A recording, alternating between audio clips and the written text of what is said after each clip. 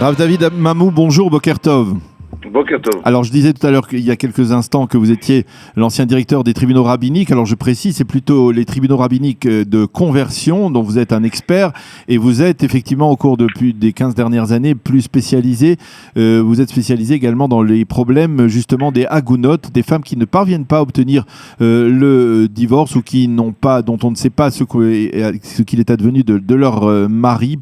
Donc les problèmes de ces femmes qui sont, on va dire en français, prisonnières, soit de leur mari, soit du fait qu'on ne sait pas où le mari se trouve. Et donc quelque part, et vous connaissez donc bien ce cas, et c'est la raison pour laquelle nous vous avons sollicité, pour essayer de mieux comprendre en fait cette affaire qui fait grand bruit en Israël depuis 2-3 jours, après la décision du grand rabbin d'Israël, le Rav David Lau, le grand rabbin d'Israël, qui a décidé de manière assez inattendue d'empêcher la tenue d'obsèques d'une femme dont le fils était justement et toujours apparemment un réfractaire au divorce. Il n'accepte pas de donner depuis plus de 10 ans le guet à son épouse et d'une certaine manière le grand rabbin d'Israël a voulu utiliser cet événement douloureux dans sa famille pour essayer de faire pression sur cet homme afin qu'il accepte d'accorder le guet à son épouse.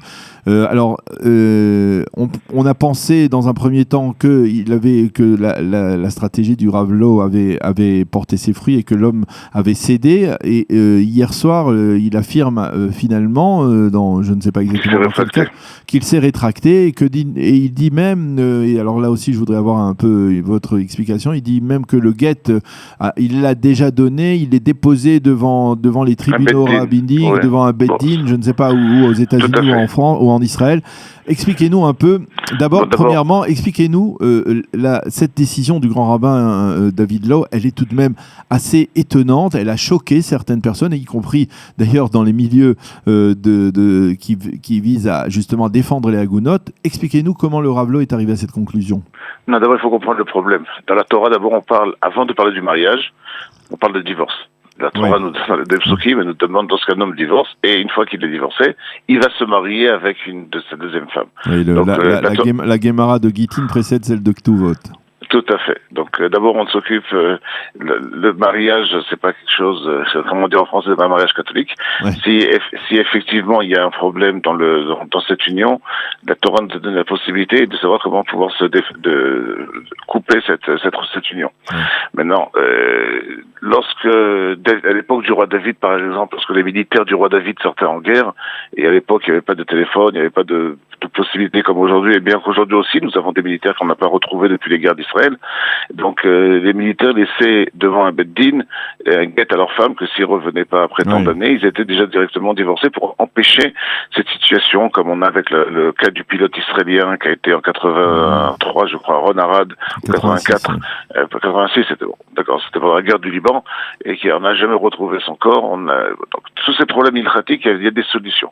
Pendant des années, effectivement, même le bed-din rabbani, et je parle au point de vue politique général, essayer de ne pas rentrer dans des cas très très très compliqués. C'est-à-dire que c'est des sujets qui sont tellement compliqués qu'en général on laisse qu'à des spécialistes, à des grands dayanim du Bed-Din Agadol, de la Cour suprême religieuse israélienne. Très peu sont les rabbinim qui avaient la force de la halakha de pouvoir donner des permissions à ces femmes de se remarier sur différents cas. Mais par exemple, le Rav Ovadia Yosef, c'est très célèbre. Le Rav Ovadia Yosef, au moment de la guerre, après la guerre de Kippour, a autorisé, si je ne m'abuse, près de 1000 agounot à se remarier. Donc ça veut dire il y a une possibilité pour permettre. Mais là on parle d'un cas, et c'est un cas, ce n'est pas un cas où le mari est disparu, où il est mort. C'est un cas où le mari refuse systématiquement, on sait où il est. Tout à fait. Non, on va essayer de se focaliser sur ce cas-là. D'accord, on a beaucoup de cas qui sont comme ça aujourd'hui au Bed-Din en Israël. Puisqu'on parle aussi en français dans une radio française, sachez que rien que cette année, il y a eu plus de 86 cas, que j'ai vérifié ça hier soir, avec le directeur de Rav Eliaou Maimon de la division des Agounot d'Israël, c'est lui qui gère tous les problèmes des Agounot d'Israël. Il m'a dit que rien que cette année, il y a eu 86 femmes françaises qui étaient de nationalité française, qui ont eu des problèmes, qui n'ont pas réussi à avoir leur guet, et Baruch Hashem, la rabbanout d'Israël, par différentes stratégies, a réussi à leur donner le guet. Donc en un an. En un an. Donc, lorsque le couple il arrive et ils veulent divorcer, ils veulent aller devant le Beddin, au Hachem, en France, nous avons des rabbins et des grands rabbins, on a tout ce qu'il faut pour pouvoir faire le travail. Maintenant, lorsqu'il y a un problème, lorsque l'homme, en général, pour des raisons qui sont, on va dire, il y a un problème de shlom bayit, il y a un problème d'argent, de couple, il y a un problème d'argent, où, hélas, je me suis rencontré aussi avec beaucoup d'hommes qui n'ont pas compris que leur femme n'est pas leur objet, et que beaucoup de gens, ils vous disent, que j'ai déjà arrêté des gens à l'aéroport Ben Gurion, et ils m'ont dit, vous comprenez pas, ma femme, elle est à moi, et jusqu'à ma mort, elle restera ma femme. C'est basé sur rien du tout à part du machoïsme. Et comme une fois j'ai dit à un homme... Alors là, je vous arrête parce que vous pouvez dire que c'est basé sur le machoïsme, mais on peut aussi dire que quelque part, au niveau de la religion, de la tradition juive, eh bien, il y a une sorte de pouvoir de l'homme sur la femme dans la relation dans le couple. Et c'est incontournable, puisque la femme, si elle veut se marier, elle a besoin du guet de son mari. Oui, le mari n'a pas besoin du guet de sa femme. Et donc, il y a un déséquilibre. Non. L'homme, il a besoin aussi du guet de sa femme. Aujourd'hui, en Israël, il y a 20%. J'ai vérifié dans l'ordinateur ce matin de la Rabbanut Harashit, il y a 20% de couples qui sont en situation comme ça, qui n'arrivent pas à se marier, ou c'est la femme qui refuse de recevoir le guet. Donc, c'est pas tout à fait exact ce que vous venez de dire. Mais il semble qu'il y a un déséquilibre entre l'homme et la femme. Il y a un déséquilibre. Mais d'un autre côté, pour rééquilibrer, la Torah a donné au Beddin de chaque génération de pouvoir faire des pressions dirigé par le Beddin, je précise bien, que chacun va pas, Chazvé Shalom ne va pas prendre la loi entre ses mains et va aller directement faire ses propres lois. Mais le Beddin en Israël, et ça c'est la direction des deux grands rabbins d'Israël, tout a été créé à l'époque du Rav Eli Ben Dahan, qui était le directeur du tribunal rabbinique israélien. Il a créé au sein du Beddin une unité qu'on appelle les commandos des Agunot, c'est-à-dire c'est vraiment une unité qui travaille 24 heures sur 24. Combien de fois on nous a réveillés vers 3 heures du matin pour attraper quelqu'un quelque part, et on utilise la loi israélienne, la police israélienne. Grâce à la Knesset, nous avons le droit de bloquer. Au début, on invite au Beth Din. Il ne veut pas venir, on le force à arriver au Beth Din. C'est vrai qu'il y a un progrès ces dernières années concernant le traitement de ces réfractaires. De ces réfractaires. Mais sur le fond, il faut bien avouer que sur le fond, la halakha ne permet pas de rééquilibrer ce déséquilibre dont on parle et de donner... Si, parce qu'à donner la force au Beth Din d'attraper un homme qui refuse de donner le guet lorsque le Beth Din considère que la femme a raison. On l'a marqué dans la Gemara, Kofi Noto Atchoromer Otseani. On le force jusqu'au moment où... Alors, je vous pose une question. Est-ce que Kofi Noto, ça veut dire on le force, mais depuis le premier jour, on le force ou on attend 1 an, 2 ans, 5 ans, 10 ans? Non. Ça dépend du cas. C'est tout à fait chaque cas. J'ai eu des cas où la femme a demandé le guet et elle nous a expliqué pour des raisons que je ne veux pas rentrer pour des raisons personnelles, mais pour des raisons de secret professionnel. Mais après, dès qu'elle a fait une plainte au Beth Din, la plainte était tellement grave qu'elle a découvert des choses importantes où le Beth Din, après même pas une semaine, a décidé d'arrêter son mari. C'est-à-dire, on n'attend pas un laps de temps. Alors revenons à l'affaire du Ravlo, à l'affaire de ces obsèques. Non, mais le Ravlo, il fait partie il a une politique, il est le grand, il est le président des tribunaux rabbiniques. Tout à fait. Mais lui, sa politique en tant qu'halakha, c'est de venir utiliser tout ce que nous avons d'entre les mains aujourd'hui, c'est de bloquer, par exemple, les permis de conduire, interdire d'avoir un compte en banque, interdire de sortir du territoire, de prendre le passeport. Après, ça, c'est les premières choses. Deuxième chose, on arrive aussi c'est vrai que c'est rarissime d'empêcher la tenue d'obsèques. Alors, ça c'est extrêmement rare. Maintenant, ce qui s'est passé dans ce cas que vous précisez, que vous posez la question, d'abord, c'est pas un cas israélien. D'abord, les deux, le mari est américain, la mère est américaine. Donc, deuxièmement, ça a été jugé par un tribunal rabbinique aux États-Unis qui a demandé à la Rabbanut Harashit d'Israël de empêcher l'enterrement de la mère. Le Ravlo, d'après ce que j'ai entendu, d'après le conseil juridique du gouvernement et même d'après le ministère des cultes, n'a pas la force de la halakha, mais ce qu'il a donné comme explication, il a dit, moi je veux montrer déjà qu'il y a une orientation. C'est-à-dire que c'est vrai que peut-être je n'ai pas la possibilité, parce que la mère est une tierce personne, et j'ai voulu faire pression sur son fils. Et aujourd'hui, au Beth Din d'Israël, hier, il a demandé conseil à un tribunal de la Cour suprême de juger le cas, mais même il n'y a pas eu de dossier qui a été ouvert. C'est-à-dire que ce dossier-là on est en train de parler dans la presse n'a jamais été ouvert au Beth Din en Israël. Il n'y a aucun dossier qui porte ce nom. Alors comment le Rav a pu essayer de faire pression de cette manière en empêchant la tenue si vous savez combien de pressions on essaye de faire par des pressions psychologiques, et Baruch Hashem, il y a beaucoup de cas qui n'arrivent nulle part et on a sauvé des centaines et des centaines de femmes.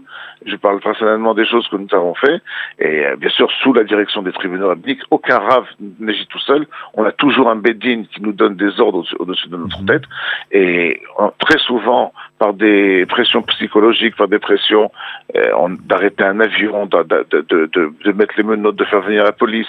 Et Baruch Hashem, les gens en général, quand ils se retrouvent des fois devant des situations très difficiles, ils ouvrent les yeux, ils comprennent qu'ils ont fait eux-mêmes ils transgressent la halakha en ne refusant de donner le guet à leur femme. Le Ravlo a voulu aider cette femme, a voulu utiliser sa place de grand rabbin pour montrer aussi une orientation que le grand rabbin d'Israël est sensible à ce sujet et n'arrête pas de demander aux Dayanim trouver des solutions ilchatiques d'après la loi israélienne et la loi internationale qui nous permettent aujourd'hui de pouvoir faire des miracles. C'est pas que en fait ce qu'on fait, c'est qu'on applique la halakha. Pendant des années, la halakha n'a pas été appliquée. Aujourd'hui, voilà. Alors la halakha, elle est appliquée effectivement maintenant et on le voit, c'est très marquant, mais il faut bien avouer que les réactions ont été mitigées. Il y a d'une part ceux qui ont applaudi le Ravlo pour sa détermination à essayer de libérer cette femme-là, mais paradoxalement, dans les organisations de Tohanot Rabbaniot, des ONG féministes qui veulent œuvrer pour faciliter la libération de ces femmes agounotes, eh bien on a le sentiment qu'il s'est fait un peu écorcher également le Ravlo. On l'a critiqué pour avoir pris une telle démarche, une démarche aussi extrémiste, aussi radicale, alors que finalement ça ne règle pas le problème de ces agounotes sur le fond et que le problème reste entier. Comme je le disais tout à l'heure, il y a ce déséquilibre qui permet plus au mari de maintenir sa femme prisonnière que à sa femme, que la femme de maintenir son mari plus prisonnier. Non, d'un côté, s'il avait vérifié avec le conseil juridique du gouvernement, il aurait pu voir qu'effectivement, il n'avait pas la force juridique de le faire. Lorsqu'on travaille dans beaucoup de choses dans l'halakha, abracha, smouya, imyain. C'est-à-dire qu'on n'a pas besoin de raconter, c'est pour ça que je suis très flou de ce que, dans mes réponses, de ce que nous sommes en train de faire. Nous sommes en contact avec énormément de gouvernements à travers le monde. Les gouvernements, aussi bien en France... Je pose la question autrement, Rav Mamou. Est-ce qu'on ne peut pas, aujourd'hui, au XXIe siècle, avec tous les progrès que la halakha fait également pour s'adapter au monde actuel, essayer de trouver une solution qui est conforme à la halakha, qui place le mari et la femme sur le même piédestal au moment du mariage. Et que la femme, que l'on n'ait pas ce sentiment, vous savez, les termes utilisés dans la Gemara, y compris selon lesquels la femme est achetée par l'homme, vous savez, ce sont des termes qui aujourd'hui, dans la réalité moderne aujourd'hui, choquent. Et il y a dans les ONG, en tout cas israéliennes, de féministes, il y a une volonté d'essayer de rééquilibrer tout cela. Est-ce que vous pensez qu'il y a une solution ilchatique, rabbinique, qui permet de modifier ce déséquilibre dont je parlais? D'abord, le déséquilibre, il est aussi par rapport à une société, c'est par rapport à la société dans laquelle on vit. Et il faut comprendre que la halakha était, au contraire, à l'avant, comme la Ketouba était en avance plus de 2000 ans sur l'humanité. Les droits de la femme, même dans la loi française ou israélienne, c'est des lois qui sont depuis les années 50-70 et pas avant. Et la Torah, déjà, lorsque il y a un mariage, elle donne déjà les droits à sa femme à travers la Ketouba. Deuxièmement, il faut comprendre des Gmarot, quand vous avez dit la femme a été achetée, mais il faut pas oublier qu'Aïcha Mitkadeshet, on fait des Kiddushin, elle est sanctifiée. Donc ça dépend, est-ce qu'on parle sur un terme juridique ou un terme spirituel. Troisièmement, le point qui se développe énormément au sein des Dayanim en Eretz Israël, et il y a un énorme travail qui est fait là-dessus, mais une révolution, on peut pas la faire en 2-3 ans ou même en 10 ans. C'est quelque chose qui va se faire, à mon avis, sur une cinquantaine d'années, mais on arrive aujourd'hui, c'est que lorsqu'on signe la Ketouba, de donner un contrat déjà de divorce, c'est-à-dire le mari et la femme s'engagent au moment de la Ketouba à remettre la décision devant un tribunal rabbinique en cas de conflit de plus d'1 an. Donc, ce qui donne la possibilité à l'homme, mais cette révolution, elle est basée beaucoup sur ce que je vous ai fait comme allusion au début, aux militaires du roi David à l'époque du Tanakh, qui donnaient la possibilité à leurs femmes de se retrouver divorcées s'ils ne revenaient pas. Il y a beaucoup de dayanim, de juges de l'État d'Israël qui travaillent sur de l'application dans la loi moderne israélienne, que dans chaque mariage, le mari déjà au moment du mariage donne la possibilité au Beth Din de pouvoir donner le guet à sa femme en cas de divorce. Mais c'est un processus qui est très compliqué et pratique, qui est en train de se faire, à mon avis, d'ici un certain nombre d'années où on sera, si Dieu veut, encore parmi là, de ce monde, on verra déjà des solutions pour qui vont ajuster la halakha à la loi moderne que nous avons en Israël. Mais aujourd'hui, ce qu'il faut comprendre, ce qui est très important, et ça, dans le sein de la Rabbanout Harashit, des tribunaux rabbiniques d'Israël, il y a un département d'une 20aine de personnes qui travaillent matin, midi et surtout le soir à s'occuper que d'aider ces femmes-là. Et même il y a peut-être la personne qui travaillait avant sur Kol Israël, qui a fait sa reconversion dans le monde de Tohanot Rabbanit, des avocats du Beth Din, Katib Israor, qui fait un travail extraordinaire et qui a sauvé dans une association bénévole de femmes en Israël des dizaines et des dizaines de femmes par année. C'est-à-dire le monde rabbinique aujourd'hui a changé. Le Ravlo, par son acte, il a voulu montrer que les choses changent. Le silence qu'on a vécu pendant quelques années, il était scandaleux. Lorsque quelqu'un il a une femme dans sa famille, une sœur ou une amie proche, on a envie d'hurler, et le Beth Din et l'acte du Ravlo a dit, mesdames, on est là, nous en tant que grand rabbin d'Israël, je suis avec vous et je ferai tout ce que je peux faire en tant que grand rabbin pour pouvoir aider et donner la possibilité. Et c'est pour ça que je voulais préciser que non seulement il aide sur l'État d'Israël, il aide aussi à travers le monde. Et la communauté juive de France a été, combien de femmes, il n'y a pas longtemps, il y a une personne très importante de la France m'a téléphoné, RF Pessar, une femme qui avait pas reçu le guet en France pendant 27 ans. On a réussi en 4 jours à lui donner le guet en Israël. Eh bien voilà, merci beaucoup Rav David Mamou. Nous sommes obligés de mettre fin à cette passionnante discussion parce que la revue de la presse nous attend dans quelques secondes. Merci beaucoup de nous avoir expliqué ce sujet, ce dossier complexe et d'avoir été avec nous ce matin. Bonne journée, shalom.